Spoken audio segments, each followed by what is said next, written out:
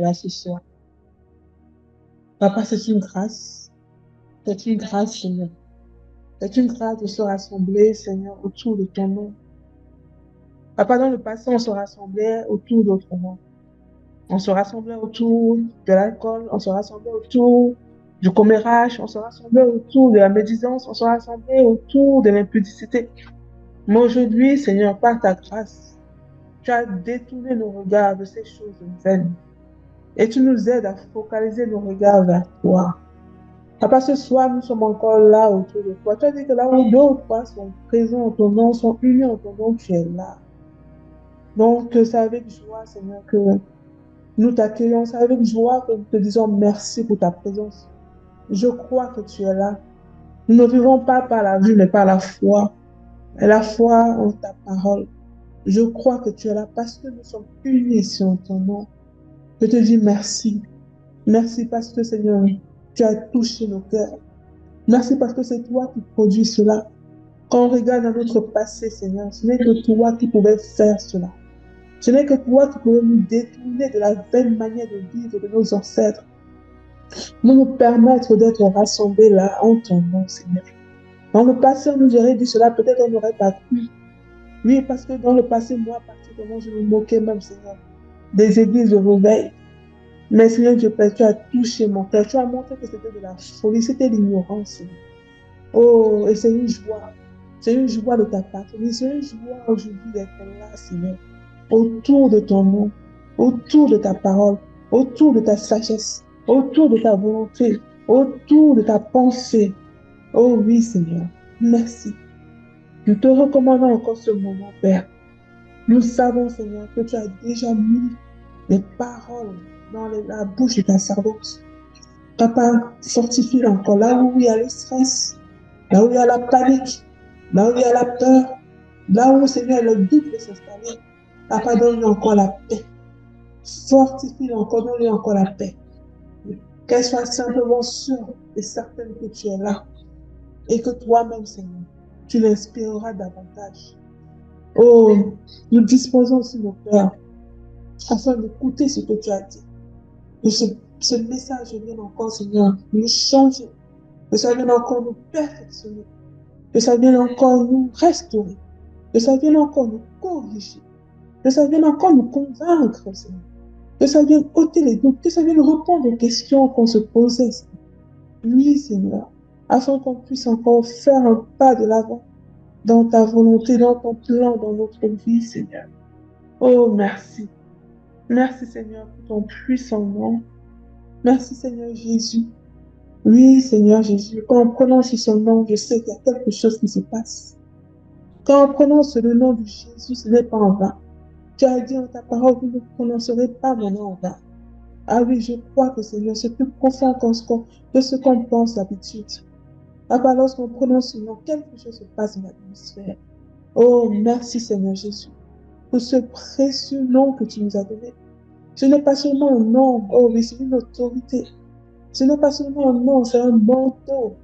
C'est une puissance. Oh oui, oui, c'est le chemin. Oui, Seigneur. Ce nom nous a sauvés. Ce nom nous a aidés. Ce nom a dépouillé les autorités, les principautés.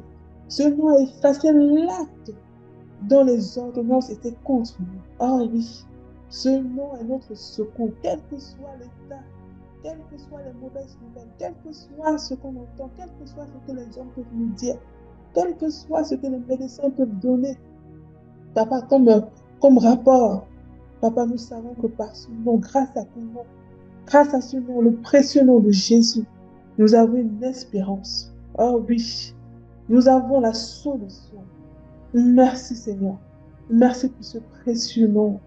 Merci, aide-nous encore à connaître, à comprendre la profondeur de ce nom, afin que notre foi soit boostée, notre foi soit affermie, notre foi soit bâtie. Oh oui Seigneur. Merci Père, merci pour ton amour.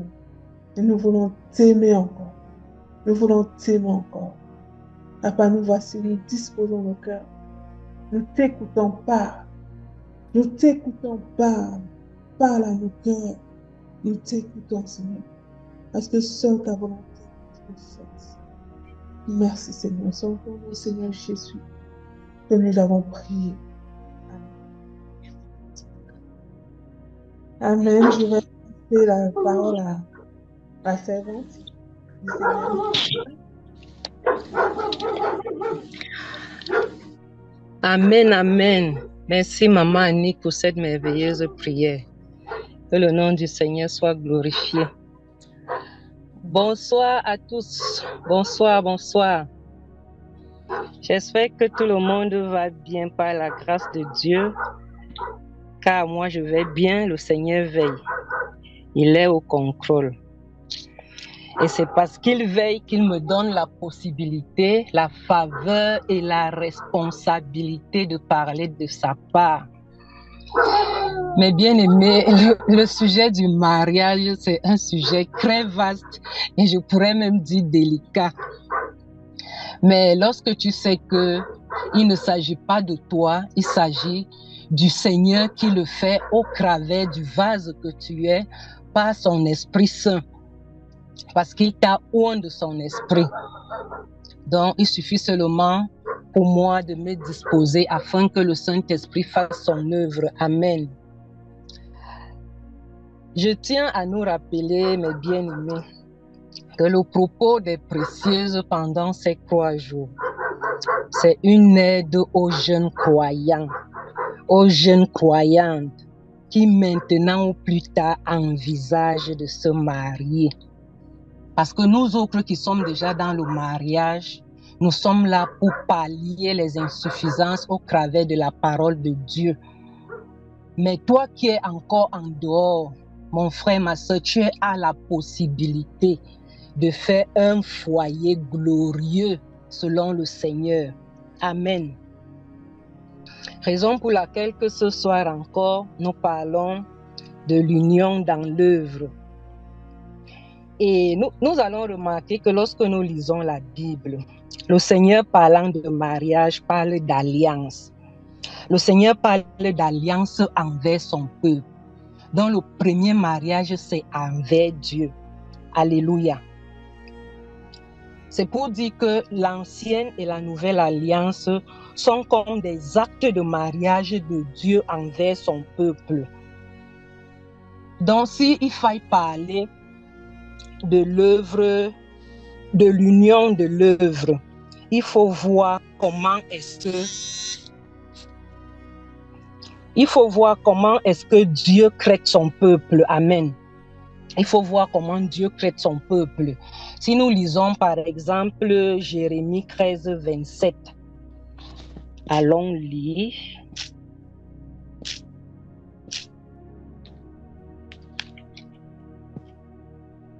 Permettez la lecture.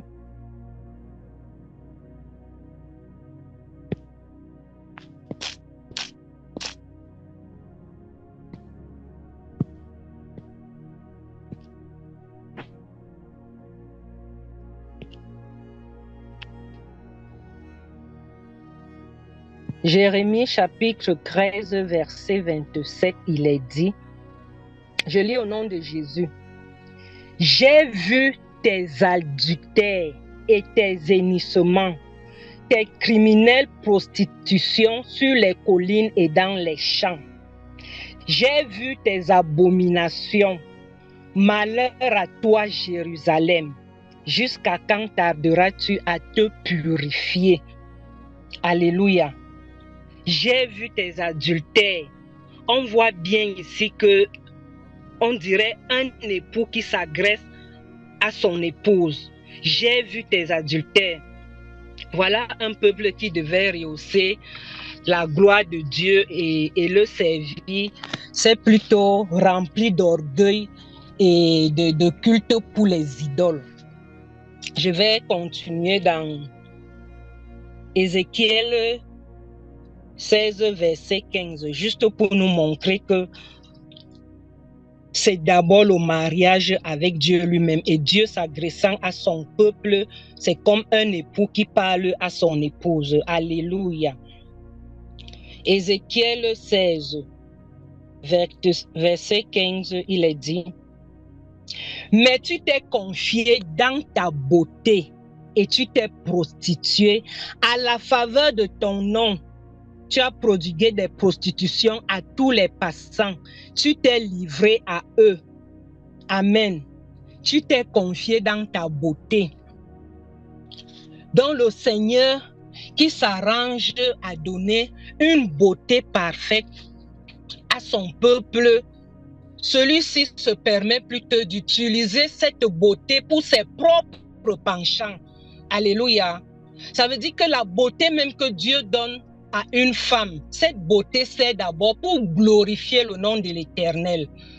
La beauté que le Seigneur te donne n'est pas pour toi, ma soeur ou mon frère. On aime dire, oh, il est mignon, elle est mignonne.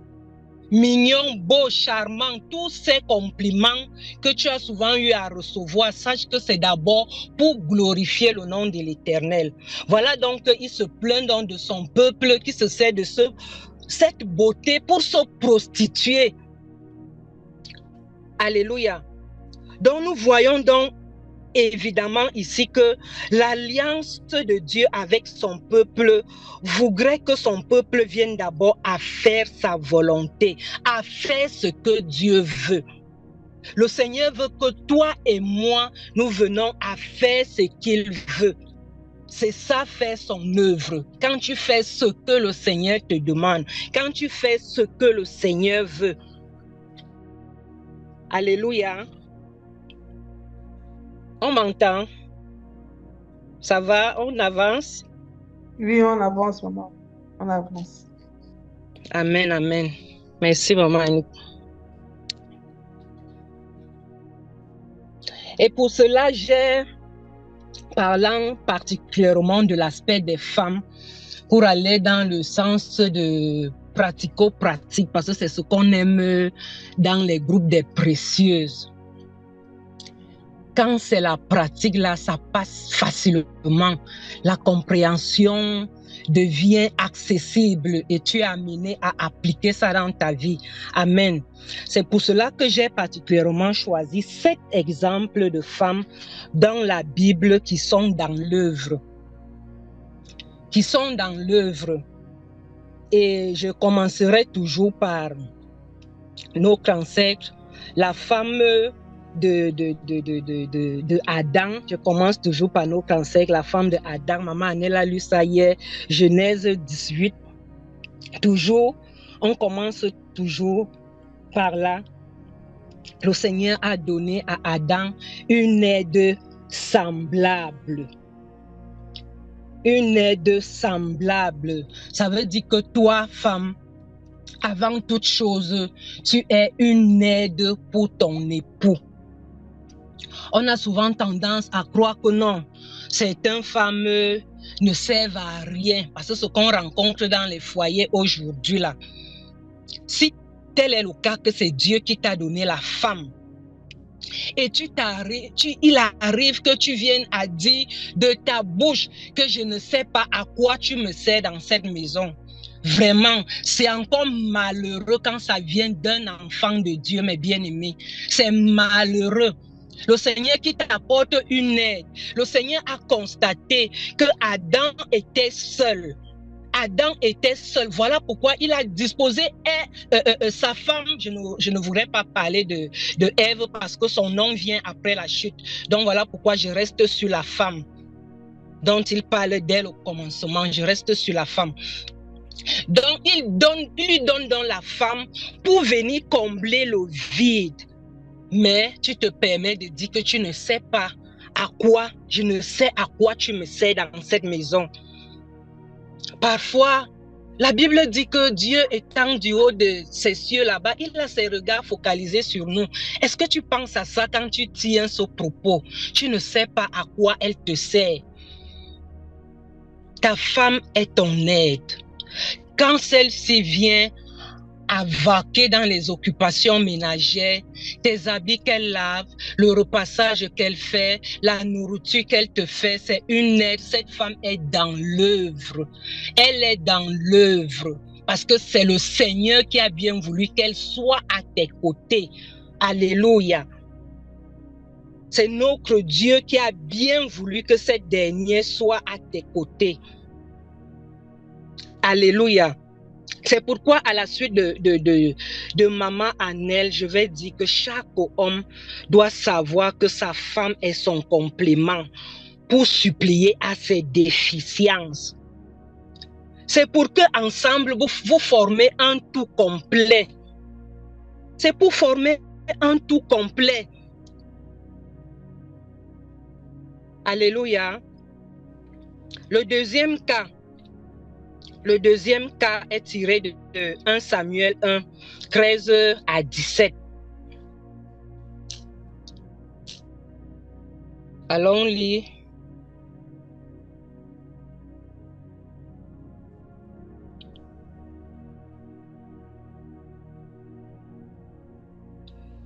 « 1 Samuel, verset 1, 13 à 17. Il est dit, Anne parlait dans son cœur et ne faisait que remuer les lèvres, mais on n'entendait point sa voix. Élie pensait qu'elle était ivre et il lui dit, jusqu'à quand seras-tu dans l'ivresse? Fais passer ton vin. Anne répondit, non, mon Seigneur. Je suis une femme qui souffre en son cœur et je n'ai bu ni vin, ni boisson enivrante, mais je répandais mon âme devant l'Éternel. Ne prends pas ta servante pour une femme pervertie, car c'est l'excès de ma douleur et de mon chagrin qui m'a fait parler jusqu'à présent. Élie reprit la parole, verset 17, et dit, va en paix et que le Dieu d'Israël exauce la prière que tu lui as adressée. Alléluia. Alléluia. Mes bien-aimés, Anne était en train d'intercéder afin que Samuel naisse. Que Samuel naisse et que Samuel appartienne à Dieu. Toi, femme, lorsque tu es dans une situation compliquée, ancre, on a vu ça l'année dernière, ancre dans ta cuisine spirituelle et crie à Dieu. Crie à Dieu. Elle a tellement crié à Dieu que le serviteur de Dieu avait l'impression qu'elle était en train de saouler après avoir administré le vin. Mais c'est parce que son âme criait tellement au-dedans d'elle à cause de la souffrance qu'il hantait au fond de son cœur. Alléluia.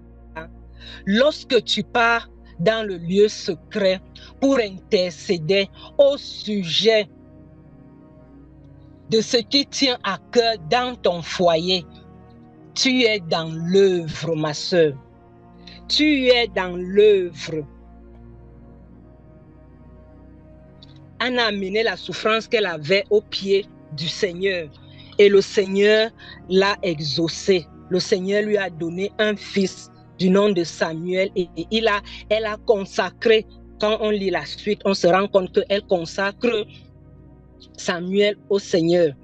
Mais on va remarquer que nous les femmes, certaines, parce que je n'en fais plus partie, certaines aujourd'hui, au lieu d'aller au pied de la croix, préfèrent moucharder, aller de gauche à droite, dire, annoncer les choses de bouche à oreille. Qui peut t'exaucer si ce n'est Dieu?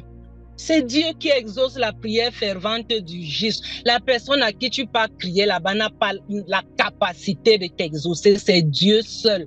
C'est Dieu seul, encore plus que ce sont des choses qui ont créé à ton intimité avec le Seigneur, parfois avec ton époux. Comment te permet d'aller avec ça au dehors? Tu dois seulement ancrer dans le lieu secret. Et quand tu es dans ce lieu secret, tu es dans l'œuvre. Tu es en train d'accomplir l'œuvre du Seigneur. Et le Seigneur qui t'écoute t'exauce. Alléluia. Je suis toujours dans 1 Samuel. 1 Samuel chapitre 25, mais nous n'allons pas lire. Ici, là, c'est l'histoire de Je veux ainsi parler de Abigail. Nous connaissons tous l'histoire. Je sais qu'il y a aussi les précieux connectés. Nous connaissons tous l'histoire. Abigail, qui était cette femme de bon sens, a empêché que David verse du sang. Alléluia. Et le caractère d'Abigail tient encore plus mon attention dans la mesure où Abigail ne tient pas compte du caractère de son mari. Alléluia. Elle ne tient pas compte du caractère de son mari, mais le nom de Dieu doit être glorifié. Pour relever ainsi que le devoir d'une femme, mes sœurs en moi, le devoir d'une femme envers son mari, ça ne dépend d'aucune modification liée au caractère de ce dernier. Ça ne dépend pas du caractère. Quel que soit le caractère de ce dernier, quand il faut accomplir la volonté du Seigneur, ma sœur, lève-toi et fais ce qui est bien selon la sagesse de Dieu. Je dis bien selon la sagesse de Dieu, car tu ne dois enfreindre l'autorité de ton mari. Alléluia. Je vais aussi parler de notre bien-aimée Marie, la mère de notre Seigneur. Nous sommes dans Luc 1, verset 40 au verset 41. Ceci n'est pas long, on peut lire. Luc 1, verset 40 au verset 41. Elle entra dans la maison de Zacharie et salua Élisabeth. Dès qu'Élisabeth entendit la salutation de Marie, son enfant tressaillit dans son sein. Alléluia. Et elle fut remplie du Saint-Esprit. Alléluia. La visitation de Marie à Élisabeth n'est pas une visitation simple, mais c'est une visitation de réconfort. C'est une visitation où une sœur vient soutenir une autre sœur. Nous savons toutes que Élisabeth, étant dans un âge avancé, ne croyait même pas qu'elle pouvait encore enfanter. Mais sa sœur a eu à cœur de lui rendre visite pour lui apporter du soutien. Dans nos visites que nous faisons, c'est pour le réconfort. C'est pour secourir tous ceux qui sont abattus. C'est pour secourir pour tous ceux qui sont blessés. Tel que le Seigneur dit dans Luc 4, 18, où il dit qu'il nous a oint de son esprit pour guérir les cœurs brisés. Le Saint-Esprit en toi te permet donc de faire ce que le Seigneur attend de toi. Et quand tu mènes une telle visite, ma sœur, tu es dans l'œuvre. Tu es dans l'œuvre quand bien même cette visite concourt pour le bien de l'Éternel. C'était pour fortifier la servante de l'Éternel. Car nous connaissons les visites des femmes. Quand les femmes se rencontrent, elles vont taper les commentaires jusqu'au point où la discussion, on n'aura même gagné rien dans la discussion. Aucune parole partagée, aucune expérience avec Dieu partagée. Nos visites servent à profit pour l'avancement du royaume. Alléluia. Tu ne sors pas de ta maison en vain. Quand tu sors de ta maison, rassure-toi que tu as accompli ce que le Seigneur voudrait que tu fasses. Alléluia. J'espère que je ne vais pas vite, que ça va. Alléluia, ma soeur Pascaline. Oui, ce n'est pas visitation de Congo, ça, mais visitation de révélation. Très bien. Ce n'est pas visitation de Congo, ça. Donc, rassure-toi que ta visite a eu une portée spirituelle. Alléluia. Rassure-toi. C'est ça qu'on dit que tu es dans l'œuvre. Parce que ce qui est sûr, tu as dit au revoir à ton époux, tu l'as laissé à la maison. Tu es sorti, mais arrivé, c'est pour te dire des choses qui ne tiennent même pas. Après, tu rentres, tu es même toute fatiguée. Au lieu que l'Esprit de Dieu soit renouvelé, tu rentres encore le cœur affaibli, même faire une petite méditation, tu n'arrives pas à faire parce que tu as nourri seulement ta chair au lieu de nourrir l'Esprit. Seulement ri aux éclats, sans apport. Amen. Vraiment que ce ne soit pas notre partage. Que ce ne soit pas notre partage, mes bien-aimés. Le Seigneur, quand la nouvelle alliance est venue abolir l'ancienne alliance, nous sommes devenus les imitateurs de Dieu. Nous sommes devenus les imitateurs de Christ. Et si tu es imitateur de Christ, ça veut dire que tu dois faire seulement ce que Christ veut. Et on lit ça dans Éphésiens 5, ce sont les devoirs domestiques. On lit ça dans Éphésiens 5, nous sommes devenus les imitateurs de Dieu. Est-ce que tu es sûr que l'acte que tu poses, tu es en train d'imiter Dieu? Tu dois te rassurer de ça. Alléluia. Merci Saint-Esprit de Dieu. Amen. Maintenant, nous sommes dans la 5e femme que j'ai abordée. Je vous ai dit, j'ai seulement pris 5 exemples. Il y en a plusieurs, mais je me suis arrêtée à 7, car j'aime bien le chiffre 7. La Bible nous dit que c'est le chiffre de la perfection. Amen. Il y a plusieurs exemples, mais je me suis seulement attardée à 7 exemples. Donc, nous sommes dans Genèse 27, verset 1 au verset 4.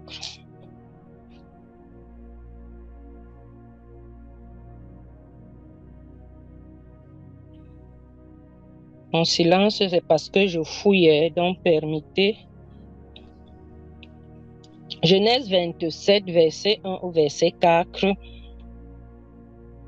Il est écrit: Isaac devenant vieux, et ses yeux s'étaient affaiblis au point qu'il ne voyait plus. Alors il appela Ésaü, son fils aîné, et lui dit: Mon fils. Il lui répondit: Me voici. Isaac dit: Voici donc, je suis vieux, je ne connais pas le jour de ma mort. Maintenant donc je te prie, prends tes armes, ton carquois et ton arc, va dans les champs et chasse-moi du gibier. Verset 4. Fais-moi un mets comme j'aime et apporte-le-moi à manger, afin que mon âme te bénisse avant que je meure. Alléluia. Afin que mon âme te bénisse avant que je meure. Je continue. Verset 5. Rebecca écouta ce qu'Isaac disait à Ésaü son fils, et Ésaü s'en alla dans les champs pour chasser du gibier et pour le rapporter. Mais bien aimés, vous connaissez la suite de l'histoire, mais je m'en vais nous poser une question. Les femmes, on connaît la suite de l'histoire. Est-ce que Rebecca a fait l'œuvre de Dieu? Je nous pose la question.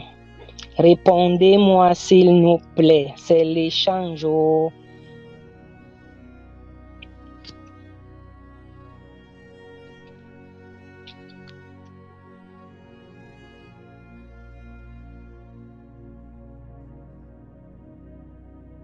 Je vois le nom, je vois oui, Maman Jeanne.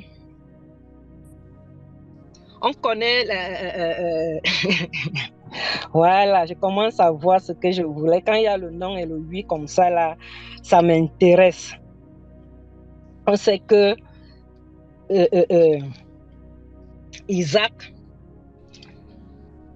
voulait bénir le premier fils. Après que ce dernier ait donné à manger Amen. Ce sont les désirs charnels. Il veut bénir son fils après avoir bien mangé un bon gibier.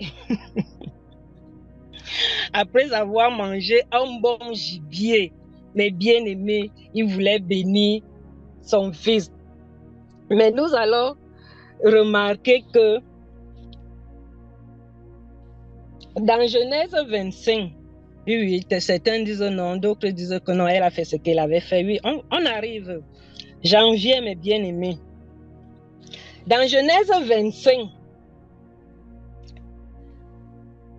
à partir du verset 20 au verset 26, allons lire.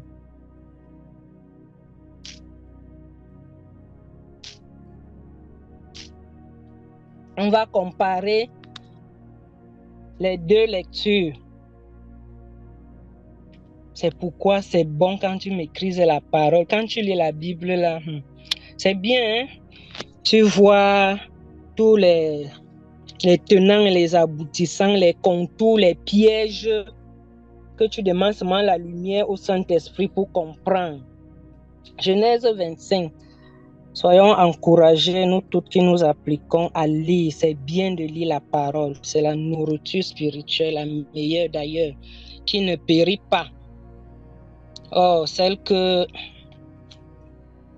Isaac a demandé est charnelle. Il veut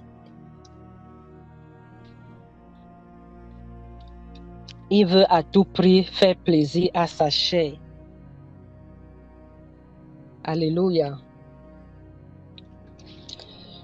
Genèse 25, 20 à 26 nous dit: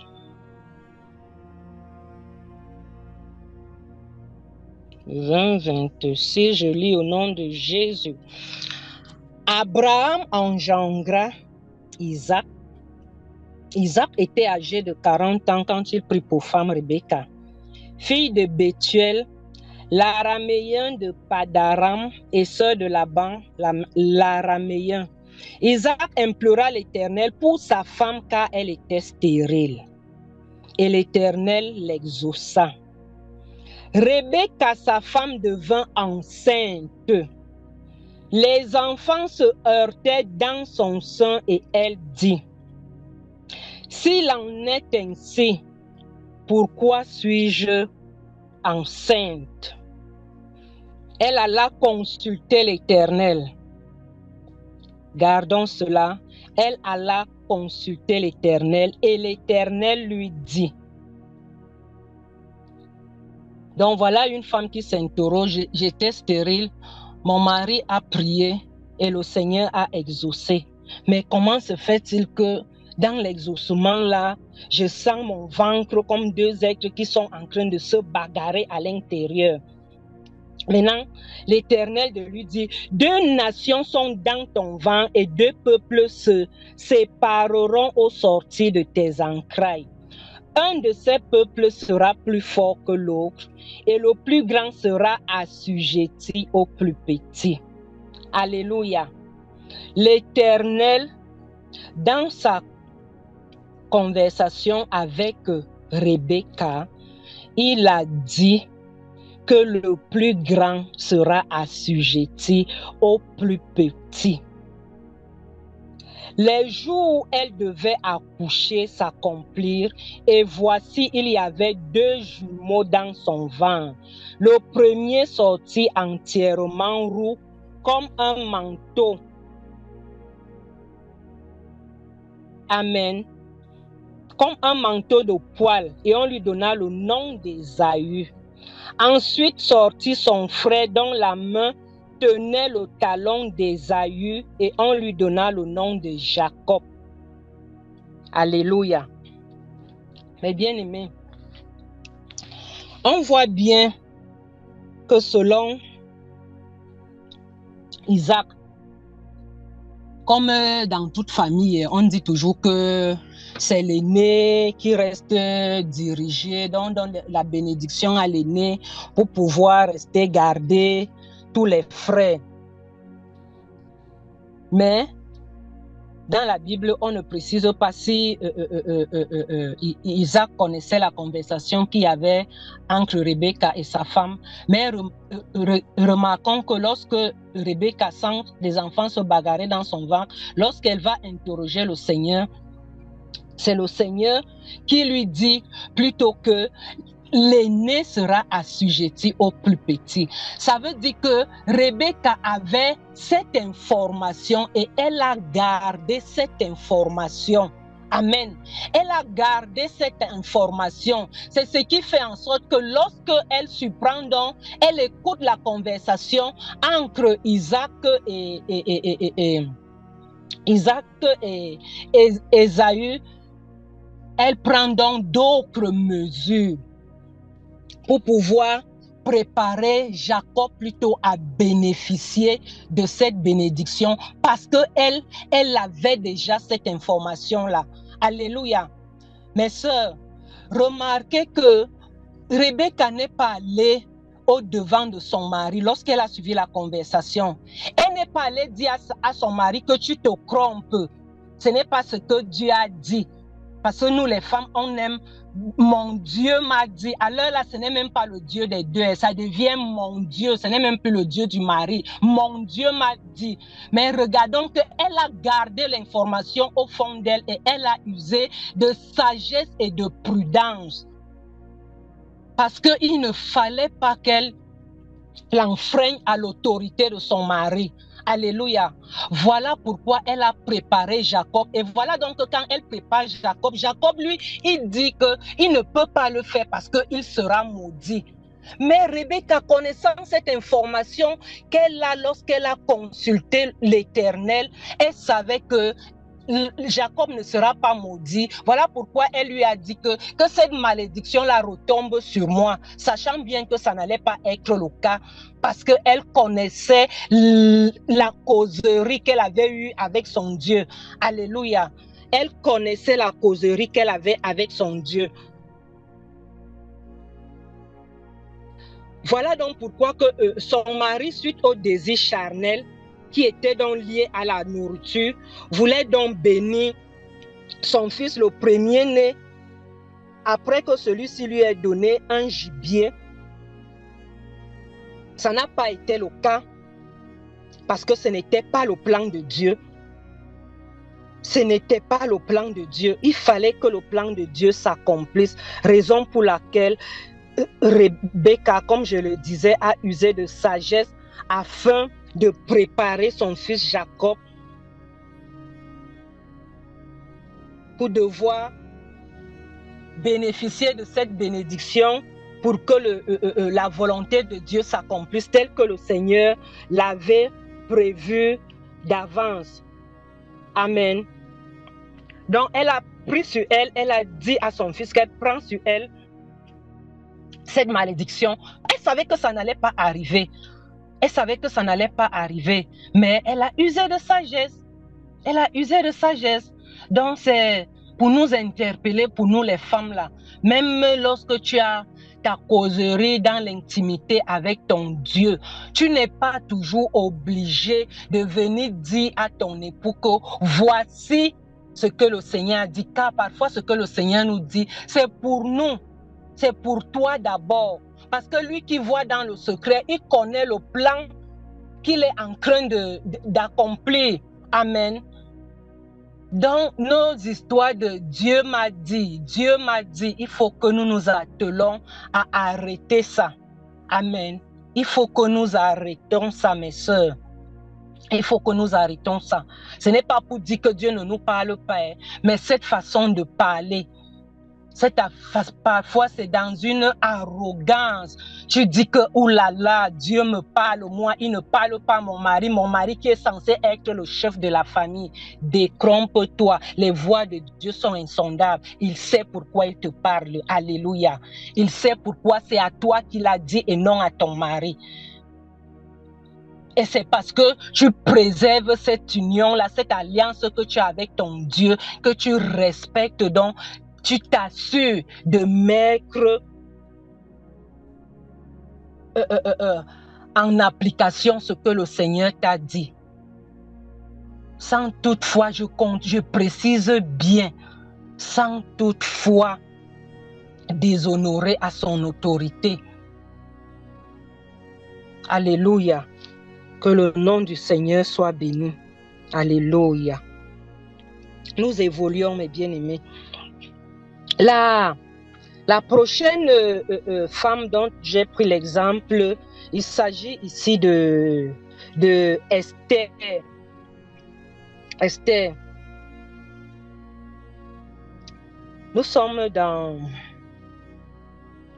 Esther 5, mais je ne vais pas aller, je veux juste évoquer ici le jeûne d'Esther. Chacun de nous connaît l'histoire d'Esther, parce que ce fameux jeûne chauffe tellement dans la vie des chrétiens. Ouh là là. Oh ma soeur, comment tu vas? Tu as l'air fatiguée. Laisse-moi, maman. Je viens de faire le jeûne d'Esther là. Je viens de faire le jeûne d'Esther. Jusqu'à la personne se vante même d'avoir fait le jeûne d'Esther. En faisant dans le jeûne d'Esther, tu t'es rassuré que ce jeûne c'était pour la gloire de Dieu. Lorsque nous lisons le livre d'Esther, en parlant de ce jeûne-là, le peuple, c'est vrai, non, maman Alexia, les gens se vantent avec le jeûne d'Esther ici dehors, alors que Esther prenait son jeûne pour faire quoi? Pour sauver son peuple. C'était déjà arrêté qu'on devait les tuer. Elle a pris le jeûne pour sauver son peuple. Elle a pris le jeûne pour sauver son peuple.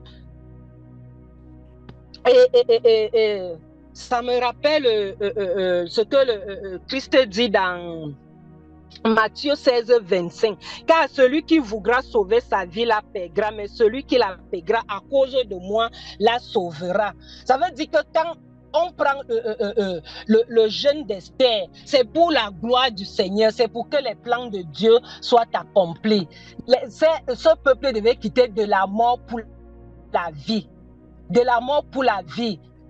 Et ça me fait voir la préfiguration de Christ qui est mort pour nous après 3 jours. Il a été ressuscité, ayant en nous portant en lui, donc portant en lui son église. On dit qu'il s'est ressuscité ensemble avec nous et nous a fait asseoir à ses côtés. Donc ce jeûne est un jeûne à salut. Alléluia. C'est un jeûne à salut et c'est de la même manière que l'Église, nous devons nous sacrifier les uns pour les autres. Les uns pour les autres, pour le salut. Pour le salut. Quand tu prends le jeûne d'Esther pour que les membres de ta famille soient sauvés, tu es dans l'œuvre du Seigneur. Tu es dans l'œuvre du Seigneur, c'est pour le salut, c'est pour que les œuvres toutes les œuvres de l'ennemi viennent à être anéanties dans ta famille. Mais aujourd'hui, regardons. On va prendre le jeûne d'Esther pour avoir le travail. On va prendre le jeûne d'Esther pour avoir le mariage. Pardonnez-moi, c'est vrai que je suis mariée, mais je dois dire ce que l'Esprit veut. Alléluia. On ne prend pas le jeûne d'Esther pour le mariage, mes sœurs. On ne prend pas le jeûne d'Esther parce qu'on veut un emploi. Tout ce qui est lié à la terre, on ne prend pas le jeûne d'Esther.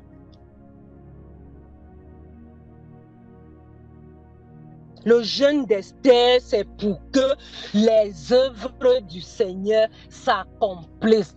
Un peuple devait être sauvé. Alléluia.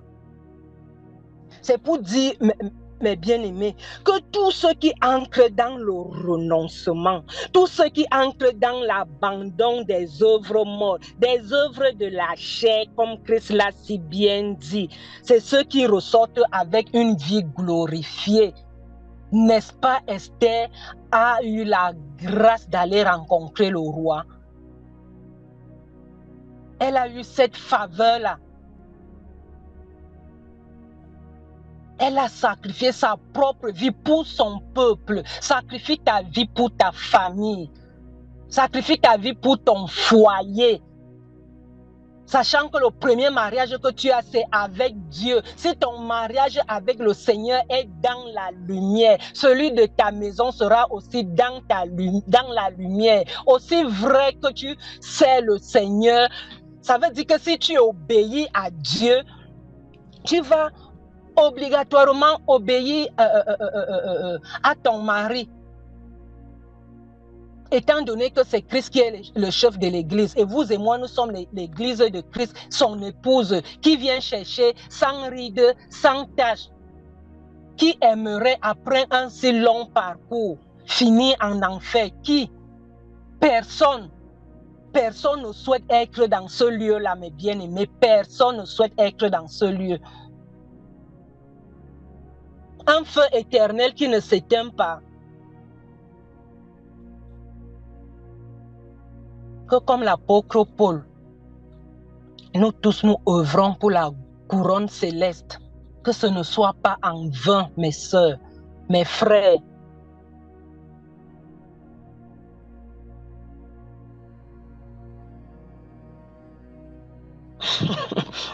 Voilà, c'est bien ça, ma sœur Pascaline. Ce jeûne a failli te tuer. Oui, et c'est ça. Quand on jeûne, on a la fatigue, comme je disais tantôt. Quand tu jeûnes, tu es fatigué. Tu as l'impression que non, tout va mal. Le ciel tombe sur ta tête. Le jeûne que Dieu a voulu. Je ne pense pas. À chaque fois que j'ai fait le jeûne, quand j'arrive, par exemple, au bureau, il y a parfois les collègues me demandent que c'est comment tu as dormi. Tu as seulement dormi dans le lait nido. Moi, je souris seulement, j'avance parce que je sais d'où tu sors, d'où je sors, autant pour moi. Et parfois, lorsque j'effectue l'émission de Ngaoundéré avec le pasteur Martin, mon époux, à chaque fois que je suis rentrée de la mission, étant donné qu'avant de sortir, je prends la permission de sortir. Donc, tout le monde sait, mon chef, mes collègues, tout le monde sait que je vais en mission. Donc, c'est dans la présence de Dieu. Au sortir de là, ça se ressent. Ça se ressent. On te dit que waouh, on sent, eux-mêmes ils confessent qu'on sent que tu étais dans la présence de Dieu. Parfois, quand on jeûne, on fait plutôt la grève de faim. La grève de faim. C'est nous qui regardons l'heure. Est-ce que l'heure est déjà arrivée? Le jeûne d'Esther.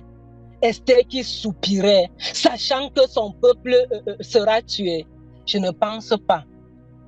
Tu le fais avec amour. C'est avec amour. Ce n'est pas la punition. Ce n'est pas une punition. Tu le fais avec amour. Et quand tu sors de là, je vous assure, mes bien-aimés, ton aspect change. Ton aspect change. Et ce n'est pas un aspect de fatigue. Le jeûne te purifie, ça enlève toutes les graisses là, tout ce qui est en toi, toutes les racines là, tout ce qui ne glorifie pas le nom de l'Éternel. Parfois, nous ne nous connaissons pas, mais c'est Dieu qui nous connaît. Le jeûne te purifie, ça te sort de tout cela. Et tu es renouvelé dans ton âme, dans ton esprit et dans ton corps. Ça, c'est le jeûne qu'on fait pour glorifier le nom de l'Éternel. Le jeûne que le Seigneur même te met à cœur. Quand tu es en assemblée, tu constates une situation. Il y a des choses qui se font qui ne glorifient pas le nom de l'Éternel. Ma sœur, quand tu prends le jeûne, mais c'est pour le salut du peuple de Dieu. Tu œuvres pour le salut du peuple de Dieu. Tu entres dans le secret et tu fais donc le jeûne d'Esther. Là, tu peux... N'est-ce pas, c'est la même Bible qui nous dit que quand tu jeûnes, que ta main ne tape pas sur la poitrine que tu es en train de jeûner. C'est quelque chose qui se fait dans le secret. Mais nous, les chrétiens, parfois se vantent. Les incirconcis, alors c'est encore grave. Parfois même, ils ne connaissent même pas l'histoire Mais il dit seulement le jeûne d'Esther. Le jeûne d'Esther, j'ai fait le jeûne d'Esther. Mais bien aimé, faisons le jeûne d'Esther pour produire les fruits pour l'avancement de l'œuvre de Dieu, non seulement pour toi-même, que ce soit pour l'époux, pour l'épouse, tout concourt au bien de ceux qui aiment Dieu et qui sont appelés selon ses desseins, tels que nous dit Romains 8, 28. Donc ce n'est pas pour nous, c'est dans chaque chose que nous faisons, c'est pour que les desseins du Père s'accomplissent. Alléluia.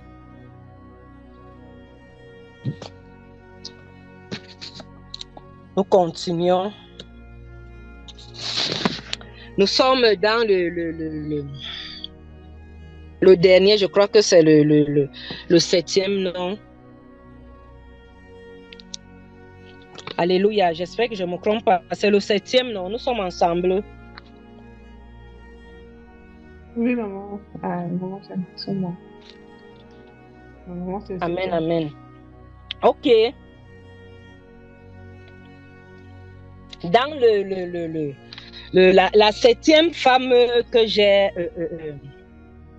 pris en exemple ici, c'est notre bien-aimée Ruth. Ruth la Moabite. Alléluia. Et je suis dans Luc 3, verset 9 au verset 10.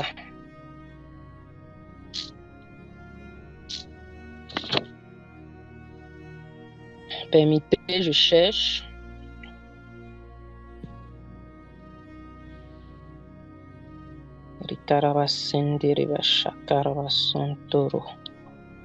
Alléluia. Ruth,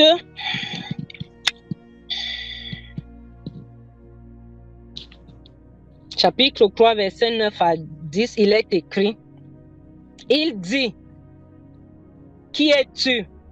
Elle répondit, je suis Ruth, ta servante.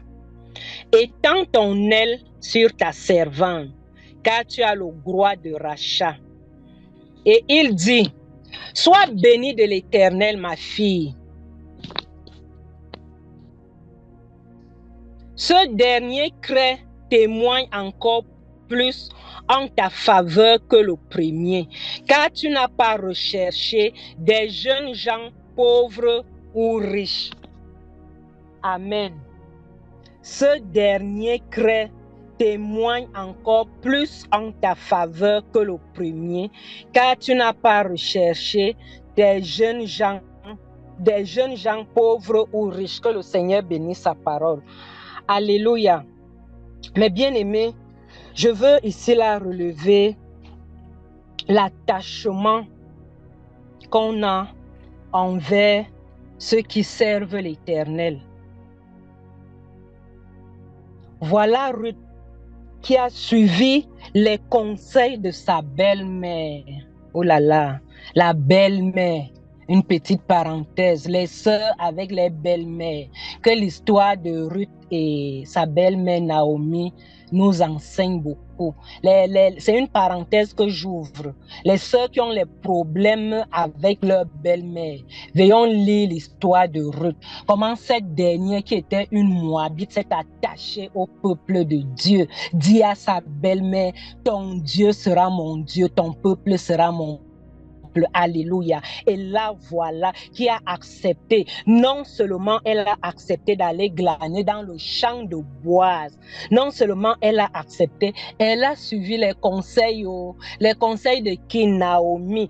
Naomi qui représente ici là, une femme âgée. Et c'est dans Tite que le Seigneur nous dit cela, que nous devons suivre les conseils des femmes âgées, car ces femmes aussi sont dans l'œuvre en donnant ces conseils. Mais la jeunesse aujourd'hui dit quoi? Nous ne sommes plus de la même génération, les choses ont évolué. Les choses ont évolué. Notre Dieu n'a pas changé. C'est le même Dieu hier, aujourd'hui et pour l'éternité.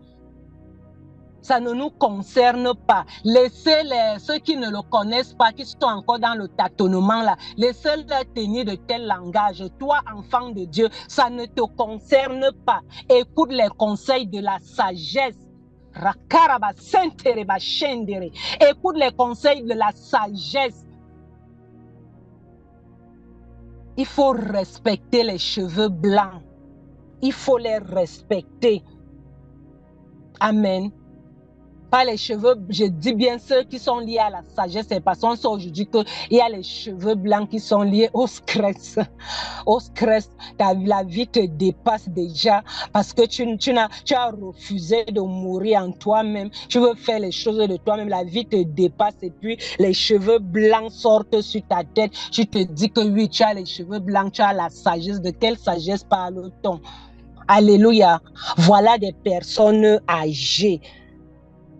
Le Seigneur dit aux jeunes femmes de suivre les bonnes instructions qu'elles reçoivent des personnes âgées, des femmes âgées. C'est dans Tite 2, je crois du verset 3 au verset 4. C'est une parenthèse que j'ouvre et je vais refermer parce que c'est très important. La jeunesse méprise au gros la sagesse aujourd'hui.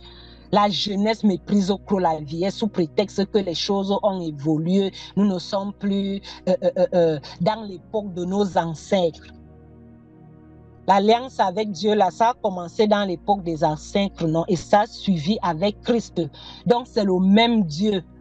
C'est le même Dieu, c'est une continuité. Alléluia. La Bible dit, les femmes âgées doivent avoir l'extérieur qui convient à la sainteté, n'être ni médisantes, ni à donner au vin, qu'elles doivent donner de bonnes instructions dans le but d'apprendre aux jeunes femmes à aimer leur mari et leurs enfants. Alléluia. Naomi a appris à Rebecca, a appris à Ruth à aimer. Quand on lit quelque part, elle lui a dit quoi? Qu'il va falloir qu'elle se couche sur ses pieds. Ça, c'est la marque de l'affection.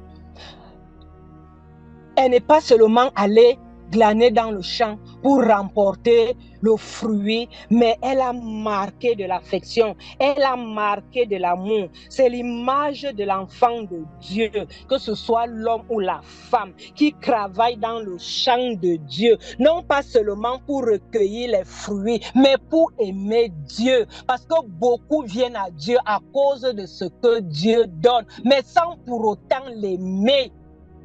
Il faut aimer le Seigneur, il faut l'aimer, d'autant plus qu'il a été le premier à nous manifester son amour au travers de son Fils Jésus-Christ, mort sur la croix de Golgotha pour nous sauver.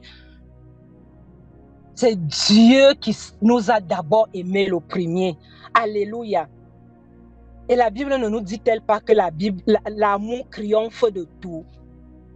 L'amour triomphe de tout. Cette marque d'attention, Boaz dit, ce dernier crée témoigne encore plus en ta faveur que le premier.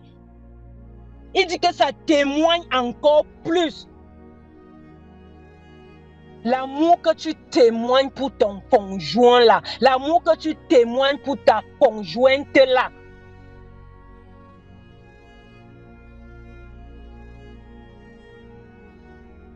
Alléluia.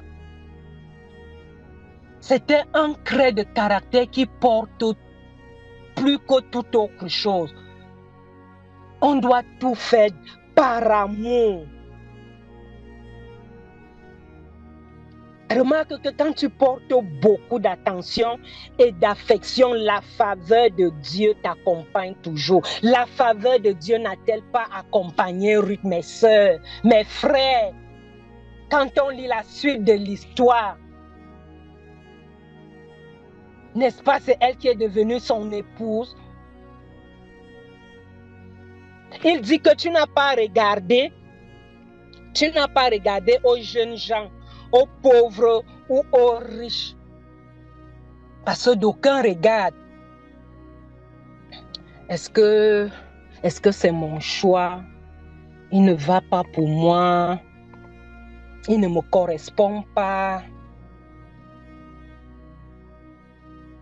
On a lu à l'entame de notre propos que Dieu a donné une aide qui corresponde. Dans le choix que tu cherches là, l'homme que tu cherches là, selon tes désirs à toi, laisse le Seigneur te combler, ma soeur, ma bien-aimée qui n'est pas encore mariée. Laisse le Seigneur faire ce choix. Toi, contente-toi d'aimer le Seigneur. Contente-toi de t'appliquer dans ce qu'il te demande de faire. Et sa faveur t'accompagnera au nom de Jésus-Christ de Nazareth. Alléluia.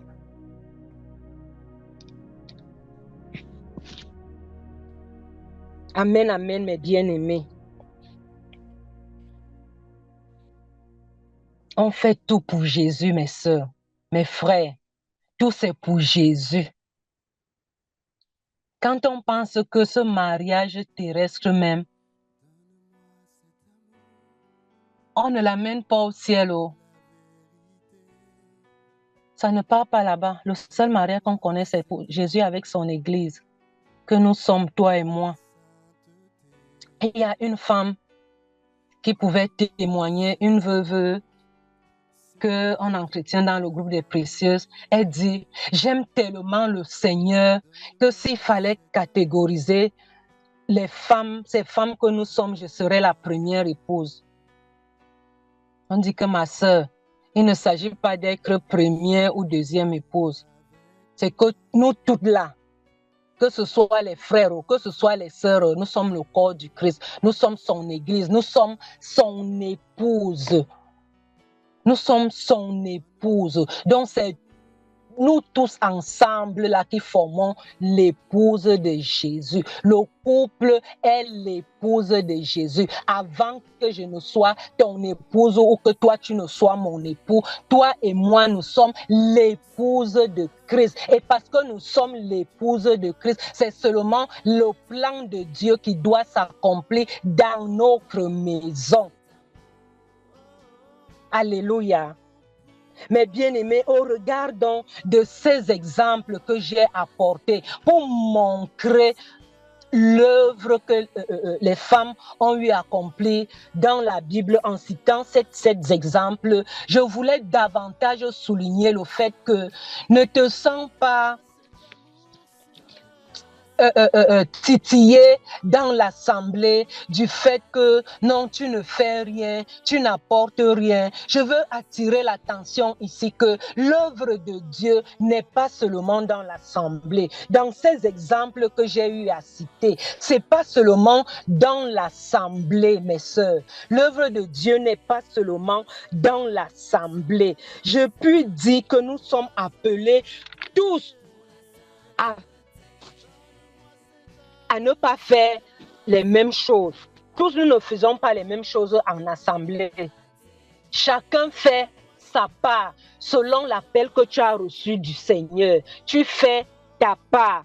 Mais dans ce que nous faisons, chacun de nous doit œuvrer pour que le nom de Dieu soit glorifié dans chaque tâche. Chaque tâche que tu fais, c'est le nom de l'Éternel qui soit glorifié. C'est Dieu qui doit être honoré et non toi. Et non toi. Donc tu dois toujours te rassurer que tu fais ce qui est bien. Tu dois te rassurer que tu fais ce qui est bien. Parce que dans Jacques, je crois c'est Jacques 4, 17, alléluia. Quel que soit ce que tu fais, mon frère, ma soeur, du moment où tu le fais bien, pour glorifier ton Dieu, tu es dans l'œuvre. Tu es dans l'œuvre. Mais il va arriver que, par exemple, que tu manques un culte. Tu manques le culte. Ça devient comme une oppression, une oppression parce que tu ne sais pas ce que tu vas dire au pasteur où tu étais. Si tu as manqué le culte parce que tu allais rendre visite à un malade à l'hôpital, tu allais prier pour ce malade-là, n'est-ce pas l'œuvre de Dieu que tu étais en train d'accomplir, mon frère, ma soeur? C'est l'œuvre de Dieu. C'est l'œuvre de Dieu. Arrêtons de mettre sur nous des charges que le Seigneur lui-même n'a même pas pensé. Fais ce que le Seigneur t'a demandé de faire et fais-le bien. Tu es dans son œuvre. J'étais sur le point de lire Jacques 4, 17 parce que ce n'est pas moi qui le dis. Nous voyons tout à la lumière des Écritures. Parce que toute chose passe, mais la parole de Dieu demeure. Elle demeure. La Bible dit, celui donc qui sait faire ce qui est bien et qui ne le fait pas commet un péché. Voilà où il y a le problème avec Dieu. Quand tu sais faire quelque chose et que tu ne le fais pas, là tu commets un péché.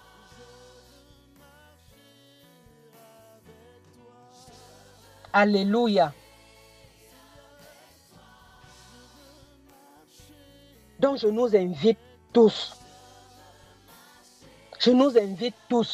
à ne pas nous contenter des titres que nous portons. Évangélistes, prophètes, prophétesses, apôtres et autres. Le titre n'amène personne au ciel, mais chacun de nous, le Seigneur va demander les comptes. Le Seigneur va demander les comptes. Lorsque nous lisons les épîtres de Paul, les salutations, Paul dit toujours, saluez-moi les frères. Il dit toujours les frères. Parce que nous sommes frères en Jésus. Nous sommes tous frères. Est-ce que, je ne sais pas, mais en tout cas, moi, je n'ai pas lu. L'apôtre Paul ne dit pas que saluez-moi apôtre tel, saluez-moi évangéliste, saluez-moi les frères, parce que ce sont les frères qui font des choses. Ce n'est pas le titre qui fait quoi que ce soit pour le Seigneur. Alléluia. Tâchons de faire bien ce que le Seigneur nous demande de faire. Appliquons-nous à satisfaire notre Seigneur dans notre tâche. Donc, enlève dans ta pensée que l'œuvre de Dieu, c'est seulement en assemblée. Souviens-toi toujours pourquoi Dieu t'a oint de ton esprit. Souviens-toi toujours pourquoi Dieu t'a oint de son esprit. Alléluia. C'est ainsi que s'achèvent les propos que le Seigneur a mis dans mon cœur par son esprit. Que le nom de l'Éternel soit béni. Amen, amen, amen. Merci Seigneur, merci mon ange pour ce partage. Je pense que le Seigneur a parlé à chacun de nous, chacun a reçu sa part, chacun aussi a reçu sa part. Et comme la Bible dit, vous êtes bien heureux si vous avez entendu ces choses, mais il faut mettre en pratique. Donc, que le Seigneur nous aide vraiment à mettre en pratique. On avait dit que, hier, on a dit que les questions c'était pour demain. Je suppose qu'on garde ça ou tu veux quand même prendre quelques questions s'il y en a.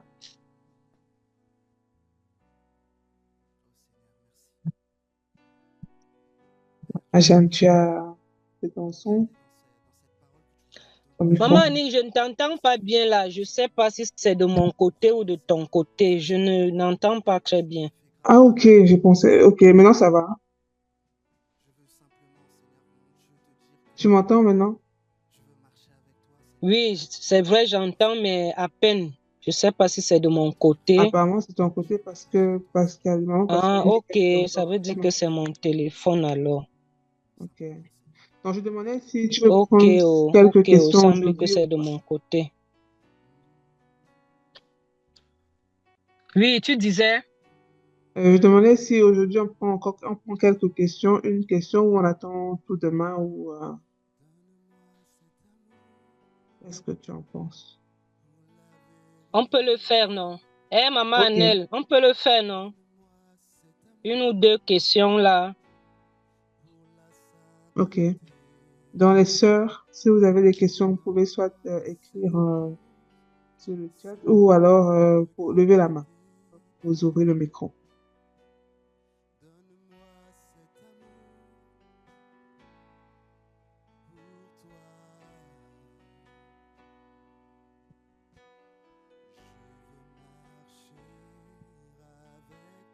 Bon, apparemment, il n'y a pas de questions. On a l'impression qu'elles veulent d'abord digérer pour pouvoir nous les apporter demain. Tout était clair. Donc, c'est parfait alors. Si tout était clair.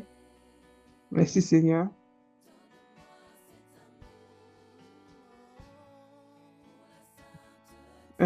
Pascaline a quitté. Je ne sais pas si peut-être elle a perdu la connexion parce que je pense qu'elle avait une question, mais je ne sais pas si elle va se reconnecter.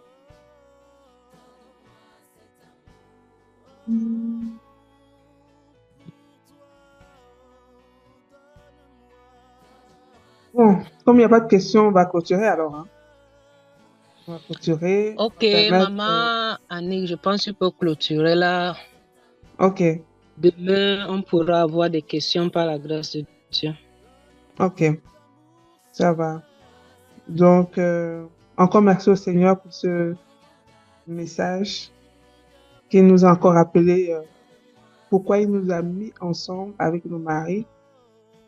Et je remercie le Seigneur vraiment parce que c'est un point très important. Aujourd'hui encore, je parlais du mariage avec mes collègues et on se rendait compte que malgré qu'ils ne croient pas forcément en Dieu, mais il y a un point qui ressortait, c'est que eux-mêmes ils réalisaient que si on n'a pas la bonne vision dans le mariage, ben ça va pas marcher en fait. Et en plus, c'est vraiment un collègue qui ne croit pas en Dieu. En plus, plusieurs fois, j'ai parlé avec lui, il ne croit pas en Dieu.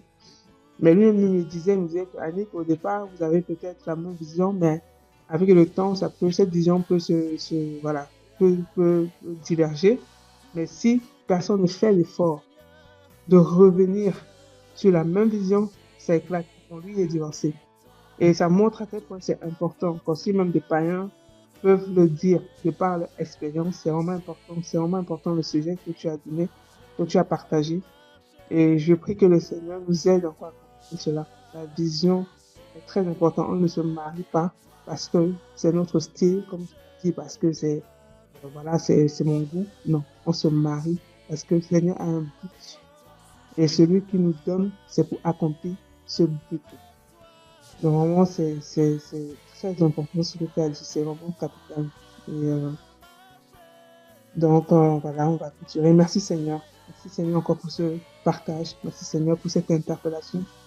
Papa, ce n'est pas en vain que tu as parlé. Aujourd'hui, on voit beaucoup de personnes qui souffrent. Aujourd'hui encore, quand je parlais avec ce collègue qui dans son cœur ressentait la souffrance, lui-même il a tiré cette conclusion. Que lorsque la vision diverge, papa, là où il y a deux visions, il y aura forcément division. Et Seigneur, aide-nous à comprendre cela. Qu'on ne se marie pas parce que on le veut. On se marie parce que déjà c'est toi qui as instauré cela. Et c'est dans un but précis. C'était dans une mission précise, Seigneur. Et aide-nous à comprendre que le conjoint ou la conjointe que tu nous donnes, Seigneur, c'est pour ton but. Ce n'est pas pour nos désirs charnels. Ce n'est pas pour nos désirs égoïstes, Seigneur. Apprends-nous, Seigneur. Aide-nous à mourir à nous-mêmes, à mourir à nous-mêmes, à mourir à nos égos, à mourir à nos désirs, à nos passions, à nos convoitises, Seigneur, à faire mourir ce vieil homme qui est rempli de convoitises. Parce que tu as dit que lorsque nous sommes tentés, ce n'est pas par toi, mais c'est à cause de nos convoitises. C'est parce qu'on ne veut pas faire mourir le vieil homme qui est rempli de convoitises. Seigneur, purifie nos âmes de toutes nos convoitises, de toutes nos passions, Seigneur. afin que seul ton esprit, Seigneur, prenne le contrôle total de nos vies, afin qu'on puisse vivre Galates 2:20, qui dit que si je vis, ce n'est plus moi qui vis, mais c'est Christ qui vit en moi. Papa, qu'on parle de ce verset, Papa, avec vérité, que ce verset devienne notre vie. Aujourd'hui, on voit beaucoup de gens qui répètent ce verset, mais c'est devenu comme, je ne sais pas, un slogan refrain. Ce n'est pas juste une parole dite en l'air. L'apôtre Paul n'a pas dit ce verset juste pour dire, mais c'était son partage. C'était sa vie. Et ma prière, c'était en chacune de nous, Seigneur, qu'on puisse le dire avec assurance. Si c'est moi que je vis, ce n'est plus moi qui vis, mais c'est Christ qui vit en moi. Et on ne pourra le faire que lorsqu'on aura accepté, Seigneur, que ce vieil homme, Seigneur, meure. Tu as dit que si nous avons été baptisés en toi, Christ, nous avons été baptisés en ta mort, afin qu'on puisse mourir pour toi et vivre notre petite vie, ressusciter et vivre pour toi, et ne plus vivre pour nos désirs charnels. Papa, je t'en supplie, que ce soir encore, Seigneur, ces versets, Seigneur, que tu nous as donnés, Papa, viennent encore travailler dans nos cœurs. Que ce soit encore, Papa, on puisse chacun s'analyser. Où en sommes-nous? Sommes-nous encore en train de chercher à faire nos désirs? Sommes-nous encore en train de chercher à atteindre nos ambitions charnelles où nous avons décidé véritablement de vivre pour toi? Je sais que, Seigneur, même si c'est difficile pour l'homme, ce n'est pas impossible pour toi. Donc, si nous avons fait ce choix, Papa, tu es le Dieu bon, tu es le Dieu fidèle, tu es le Dieu amour qui pourra nous aider à atteindre cet objectif parce que c'est ta volonté. Tu as dit que tout ce qu'on demande à ta volonté, Papa, tu nous l'accordes. Ce soir, nous te demandons encore, Seigneur, aide-nous à mourir à nous-mêmes afin de vivre pour toi et de te glorifier ici-bas. C'est en ton nom, Seigneur Jésus, que nous avons prié. Amen. Merci à tout le monde. Donc, je vous souhaite une bonne soirée et nous nous retrouvons demain, 19h30 heure du Cameroun et 20h30 pour ceux de l'Europe. Bonne soirée. Amen, amen. Merci, maman Annick. Dieu te bénisse. Amen, maman Jeanne. Merci à tous. Merci, maman Jeanne. Sois encore davantage bénie. Merci, maman Annick. Merci pour ce feu. Amen. Merci, Amen. maman Agnès.